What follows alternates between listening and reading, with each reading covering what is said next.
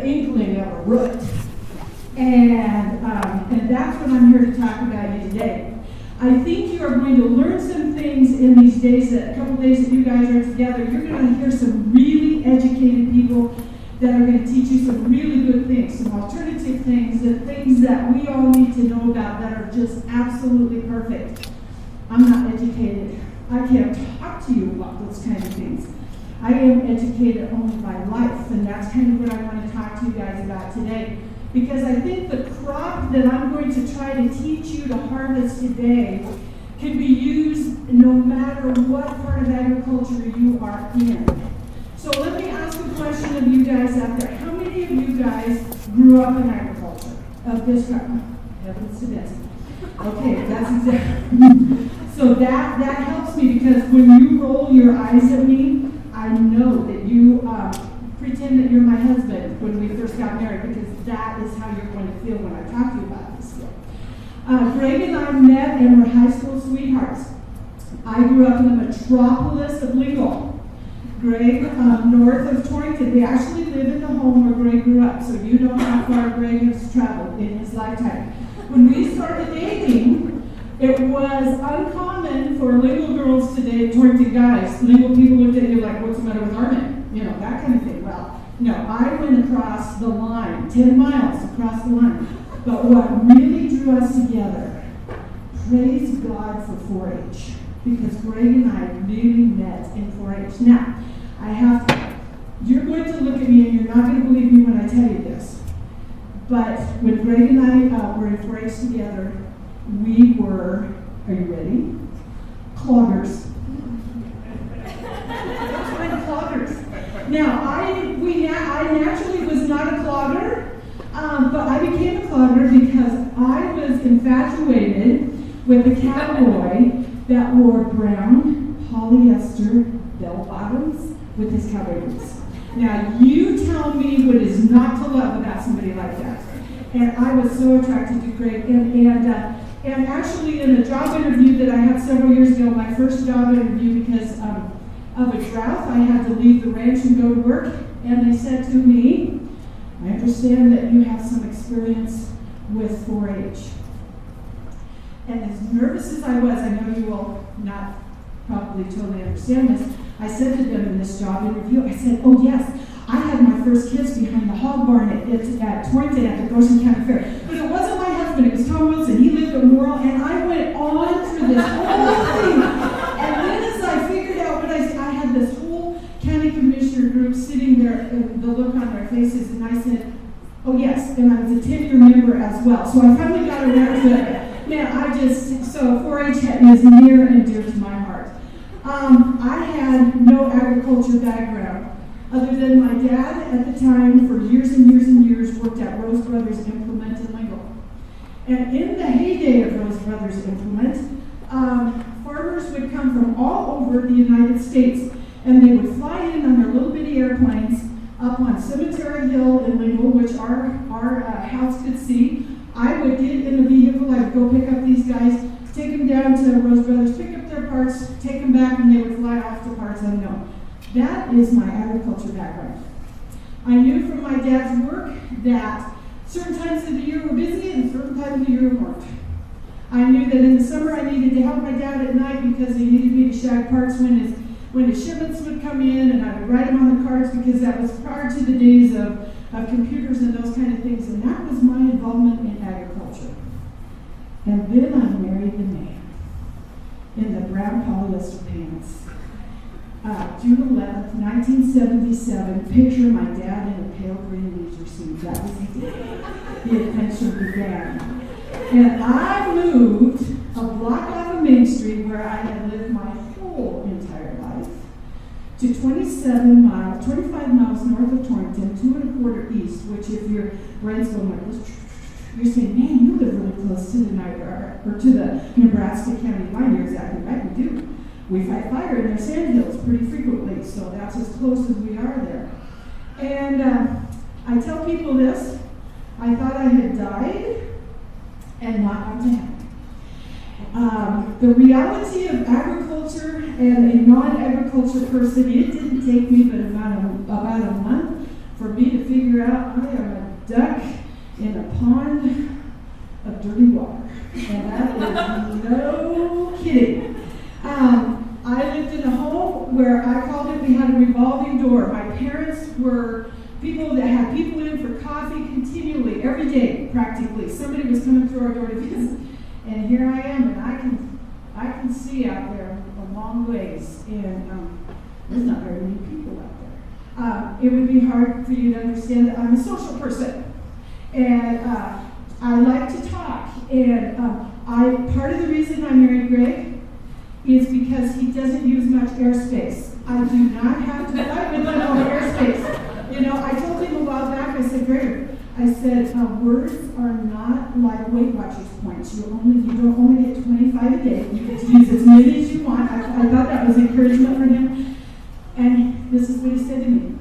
Okay. And that was good. So, you know, that was the end of that conversation. So I felt like I had landed in a foreign country called Prairie that spoke a language that I did not understand. Now, you guys are not going to understand this because you grew up in agriculture. So let's pretend that you're me, okay? And the first time I hear the words, we're going to test the bulls. Okay, me being me, I said, okay, will be a true-false test or an open book test? And Greg said, you have no idea, do you? I said, I have no idea what testing the bulls means. Now I know that it's pass or fail. Boys, you either pass this or you're out. I get that now. I've been there for the process. I had no idea what that term even meant. He would say, I'll meet you at the squeeze chute, or the chute, or the sweep pen. The sweep pen really threw me. And I thought, we're going to clean something. I don't know what it is, but we're going to clean something. And I am not even kidding you when I say that. I had no idea. Now, in your thought process, you may be saying to me, did you ever go out there?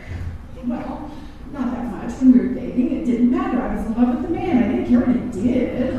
I just liked the guy. And so, it didn't matter to me. But, yeah, that just tells you how pathetic I really was. I will tell you that the day that I realized what made a cow trail was earth-shattering for me. I figured it out. The sun was just right. We were following some cows in, and they were in that little trail, and I figured it out, and I was so happy, and I told him, I said, Greg, I got it. And he said, what you got, Peg? I said, they're making a cow trail. And trust me, he doesn't get it near as excited as I did. And as my sweet husband does, he just pats my leg all the time. He goes, okay, you know, that's good. Remember, 43 years he has had of me. God knew my misery. And in his infinite wisdom, 6 months after we were married, I became pregnant. Our daughter Dodie was born. As I'm holding her as this cute little infant. And I'm puking my guts out. I said to Greg, honey, how do you feel about having another child? He said, when Dodie's 2, let's talk about this. And I began to cry, and I said, I'm trying to tell you I'm pregnant. And our children are 13 months apart. And that's what I'm trying to tell you. And I can share with you guys what he said when I told him that. How did that happen? And we had a conversation about that. I just want you to know that. So anyway, we had children really close together. So quickly, okay, we're married. We have 2 kids. I'm really not learning agriculture because now I'm raising babies. And finally our kids get a little bit older, and I'm able to go outside. And I tell you what, though, I'm still a miserable person. I hated where I lived. Didn't understand what we did. I hated it. I wasn't a good wife. When you're crabby all the time, you're not good. I wasn't a helpmate to Greg. Well, part of the reason is I'm chasing 2 babies. That is partially his fault. And the other thing is, I just don't get it. I just don't get it. And I wasn't a good mom either. You know, when you're a crappy mom, you're no fun. And I have apologized to my children for that. And they have been very forgiving for that. And I'm so thankful that I got it figured out, as you will hear. So had our kids quick and early, and life was hard for me. It was really, really hard. Well, one morning, Greg and I were gathering cattle. I don't know why it is as ranchers, we have to do things in the dark, when it's cold. I'm guessing we were gathering yearlings to sell them because it was in the fall, and it was cold. Greg and I are not horse people. We're now four-wheeler people. At that time, we were two-wheeler ranch bike people. And we're gathering yearlings, and I'm grasping around like, could we wait till 9 when the sun is up? And you know, all that kind of stuff that I sometimes did. And of course we couldn't because the trucks were coming. And so we're gathering cattle. And all of a sudden, on a very cold and frosty fall morning, the sun began to come up. Have you been there? And what does it look like on a pasture on a cold and frosty fall morning when the sun comes up? Looks like diamonds, doesn't it? And for some reason that day, God got through my thick-headed skull. Hey, you are a blessed woman. Look at the diamonds that have been before you, that you have been tripping over in all your crabbiness and all your discontent, and they have been laying there all the time, and you have been listening. And look, here they are. Well, I have to tell you, I stopped, and I began to cry. And I cried, and Greg's giving me this. And I'm having a moment, and finally here he comes, and I knew he was kind of hot, and here he came, and he goes, what's the deal? As I'm crying, and I said, there's diamonds, Greg. And he goes, yep. Now let's go. Okay, so anyway, got it together. I was later able to tell him what had happened that day, and I wish I had a date on that day because it was life-changing for me. My attitude changed. My circumstances did not. I still lived in a foreign land. But it was an awesome land. I can see forever where we live. I can see the Rawhide Buttes. I can see Laramie Peak. I can see forever. It's a place that people would kill for. I live there. I learned what agriculture is about, and the way I learned that was as Greg taught our children, he taught me. And he taught me the value of agriculture and what it is that we do and how we do it and those kind of things. I finally got it. I became a better mom. You know, happy moms aren't fun. Diamond hunting moms can be and are. And I want to tell you, if you're a crabby, non-diamond hunting person right now, man, I hope by the end of this time that you will at least give it some thought. So it changed my life. It did not change my circumstances. It changed my life. I was still exactly the same spot that I was, but I understood and I tried. You know, Greg and I live in an amazing community, Prairie Center, and I even bring that a little closer, and I will tell you, Road 118 in Goshen County is just amazing. And we have a lot of fun on Road 118, and we do get in a little bit of trouble on occasion, and that's why I love living on Road 118. But part of our neighbors that Greg and I are surrounded by, we went to school with, we were in 4-H with. Our community hasn't seen a great deal of influx and outflux. I could call them and have in the middle of the night, and they're there, and I so appreciate about them. So I became a diamond hunter.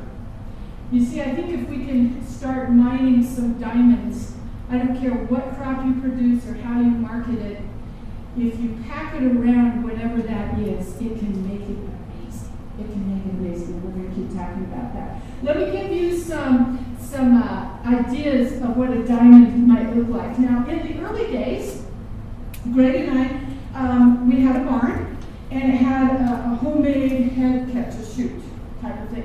Narrowed at the bottom, so I saw it happen once. You know, a cow gets her whole head down in there, and she's going to choke. It's really ugly, and it's bad, and it's really scary, and I learned that in a really big way in a hurry. Okay, so when we had bull calves, because when we first started, we had Simmental cattle, which means we had big cows, and I would put a halter on the cow when we had a bull calf.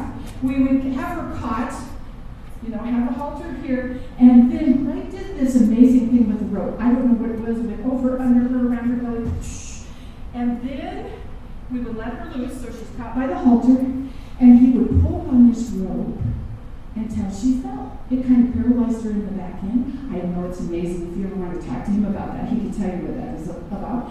And he would pull on her, and she would fall. Okay, here comes my job. My job is to keep the tension on that rope as he gets the puller on her and starts pulling that calf and not to let her up. And typical cows are big old cows, I have to tell you. But I'm not a daily ballerina. So I've got the pull on this cow. You know, you get a calf to a certain point, they're not going to get up, and you can finally kind of let go a little bit. And we get this calf out finally, and I will never forget this. And some of you might have busted him in the chops when you hear what he said to me. I thought it was the most loving thing he could have ever said. He said, I am so thankful I did not marry a dainty, wispy woman because when I need you, I need you. My heart just exploded with love for that man. And I thought, yes, I am made for this job. And I was just so excited about that. And I can laugh about that because you see, laughter's a diamond. I have to tell you, agriculture isn't always fun. I think some days it actually stinks. But I tell you what, if you can find something to laugh about or a little bit of joy in it, I think your day's going to go a heck of a lot better. So now we have one of the Snancy Dancy cat and shoot thingamajiggers, and my job on the backwards calf, besides getting everything out and ready, is that I am to catch the calf as it comes, because Greg really doesn't want their head to hit hard. I don't know what the big deal is about that, because I think it causes them to take a breath and argue. But my job is to catch that. Okay, so he's doing his thing, and I know on a backwards calf, it's going to go quick because I know what happens. And every time I miss them, I'm ready, I've got everything ready, and poof, the calf goes by. And this last year, 43 years into this, he says to me, I got to figure it out what you're doing wrong. I said, yeah. He said, you're shutting your eyes. You have got to keep your eyes open. You know, we can laugh about stuff like that. That's a diamond. Would you agree that pulling a backwards calf can be a little bit tense? It can be a little bit tense. And we've gone to the point, you know, where you hang him and all that kind of stuff. I'll give you a calving tip, and you'll say to the others I learned it here today. Put a coffee stir stick in your calving box because it goes in my mouth as we're ready to go. Have you ever tried to get a piece of straw to be stiff enough to put up a calf's nose to get it to take a breath? You know, okay, get a piece of straw for the calf. The straw's like this. You get a coffee stir stick and put up their nose, doggone it, they're going to take a breath. There, you're welcome. So take that for today. We have learned to laugh. I'm going to tell you that we have learned the value of our neighbors and other folks. Several years ago, I think we're going on 4 years, the big fire in Goshen County, we would call it the auctioneer fire, thousands and thousands of acres. They lost over 100 head of cattle. That's my neighborhood. And Greg and I are on the fire department, and I'm his driver.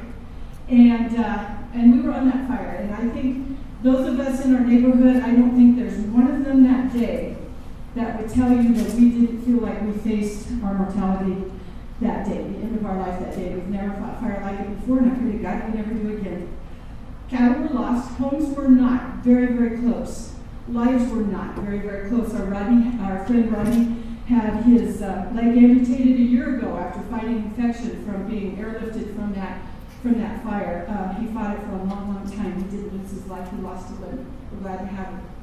But you know, we fought hard that day. And Greg and I were on structure protection for Rustin Roth's house, and that fire was coming hard, and we knew that there was no way really we were going to save that house. And we took 30 seconds, and we got a hold of Rustin, and we said, God, please help us. That's as long a time as we had to pray that day. And one of the tankers stayed with us, and we said, we're going to make a stand on this house. And as the fire got to Rustin's fence line, which would be right here, Rustin had done a really good job of mowing his yard. And we felt like the fire that day took a deep breath. And as the fire took a breath, we were able to get a jump on it. And by the grace of God, only we were able to save Rustin's house. And that evening, Greg said to me, Peg, I need some ibuprofen out of the truck. And I always kept it right next to me. And as I went to grab it, I learned that everything I had sitting next to me had melted into a wall. That tells you the heat of the truck that day. And the shock of the day started wearing off, and man, I tell you what, I was tired. And we pulled into Auctioneer's yard, and there were our friends from Niobrara County. And they had shown up with food. and they had shown up with eye wash, and they had shown up with ibuprofen that we so desperately needed. You see, our friends and our neighbors are diamonds. I hope you have that in the community that you're in. And if you don't, then start it yourself. Be the diamond that people are looking for. We need each other. It doesn't matter if we don't meet our neighbor today, we're going to need them tomorrow. And those kind of situations happen. So please know and understand, because look at the people, look at the world around us. We don't have to understand and know that in the cities, sometimes the neighbors aren't our friends. Well, I hope wherever you live that your neighbors are your diamonds. We've got to start being them, and we've got to start looking for them. No matter what part of agriculture we are in, we all have our own fires. We all have our own floods, whether you're a farmer. We have friends who are ground zero with the canal break in Lingle. Bad deal. People came from forever and a day to help those guys out. The family of agriculture is deep and it is wide, and we need each other, and I hope that all of you understand what a diamond that is. A diamond is a blessing. Some days we trip over them and some days we don't. That's just the way it is. Agriculture has taught me more than I can ever tell you. I know what my strengths and my weaknesses are. I love to sort cattle, but I'm not good at it. It's good to know your strengths, and it's good to know your weaknesses. I appreciate that I learned that. I'm good at some things and I'm not good at others. I've learned that education is necessary, and that's why I love you guys. It says young farmers and ranchers. Greg and I are not young anymore. We are teaching our granddaughters things. They come to the ranch, they know this much of a picture of ranching, so we're doing education with our family. Education is the key. I love it when I get to speak to kids and help them. When our granddaughters come and bring a town friend, we try to educate them a bit. And true story, you guys are not going to believe this, I know you're not. So our granddaughter Billy, 7th grade, brings a 7th grade friend out. And the wind's blowing that day, and I always have a job for them to do, that kind of thing. And I also try to teach them one thing while we're there. So the wind's blowing, and I say to them, what good is the wind to us? My goal is to get them to understand a windmill, okay? Billy's friend. Oh, Peggy, she said, I know this. I said, awesome. She said, yes, it knocks the birds to the ground so the cows can get them better to eat them. I am not even kidding you. I said, really? I said, birds eat cows. Or, yeah, cows eat birds. Yeah. I said, have you ever seen a cow with bird feathers? Well, no, but I know that she lives in Lego, people. She lives in an agriculture community. Okay? Education is the key. Education is a diamond that we can pass on. The news tells people what and how we do things, or how they perceive us to do things, and I'm sorry, but it's wrong. They don't know that what we do is hard but satisfying. They forget the satisfying part. They don't know that what we do is life-changing. They forget those parts. They just show the things that they want us to see. Education, we need it for kids, we need it for those around us. We can take a mediocre crop and we can harvest it with diamonds and it becomes better. If you've had a tough calving season and you're thinking, I'm glad it's over. Encompass it with the diamonds that you maybe now will try to find, and that calving season becomes better. Your crop may not be what it should be, but by golly dang, the baker has said, let's give it another go another year. Diamond. Okay? Those kind of things. So no matter what your crop is, wrap it in diamonds and it gets better. I've been doing a little bit of writing for a couple of newspapers, and I will end with what actually ran in the Torrington paper today, and it is my hope for you. It is my hope for us that the world needs diamond hunters. And it can start with you, and it can start with me. We can be a diamond, we can look for diamonds. We need to share those diamonds because people need to have hope and they need a good word. And this is how the article went that was today. May the ice in your tanks be thin and the wind in your face be a gentle breeze, just enough to turn the windmill and make it pump. May the gentle rains come and the hay and the grass grow knee-high. May your calves be born healthy and strong in weather that is fit for all. And may the gentle rains come. May the snowdrifts be soft and the four-wheel drive in your truck work as it should. May the lightning always be accompanied by rain, and may the cattle prices be enough to meet your needs. May we realize the life that we live is a blessing. Each and every day of it is a gift. When the ice in the tanks is 2 foot deep, like it was this morning, and the wind is blowing and the temps are minus 24, kind of like it was this morning, may we realize that this is a short season, and it too shall pass. When the snowdrifts are hard and the shovel is the only way out, may we realize where our help comes from. And when the calves are born in weather not fit for man nor beast, may we realize that cattle are not ours, but they're his for us to care for and do our very best. When the rains don't come and there is no hay, may we look to him for wisdom as to how and what to do. When we're nervous about the cattle markets, may we assess our needs and wants and rejoice that as always, and I mean always, our needs are always met. When rain doesn't come with the lightning, may we remember he has trained and prepared neighbors and friends who can help us. May the senior saints, that's what I call Brady and I, people, senior saints, it sounds better than old, don't you think, when we call them? Okay, will you read that with me? May the senior saints gain new knowledge from the young, like you. May the young listen to the wisdom of their elders, as we have lived and we have learned. May we put our trust in the one who gave his life for us, the one who's never surprised, who never sleeps, who never leaves us. May we turn from our thoughts that we are rancher tough, and we can do it on our own. May we acknowledge that we see a tiny piece of the picture, and God sees it all.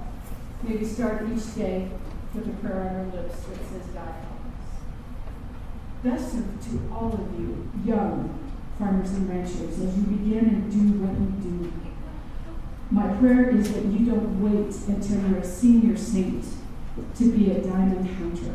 I pray the diamonds that you find may help your roots in agriculture grow deep and strong and hard and healthy. And that's my prayer for you.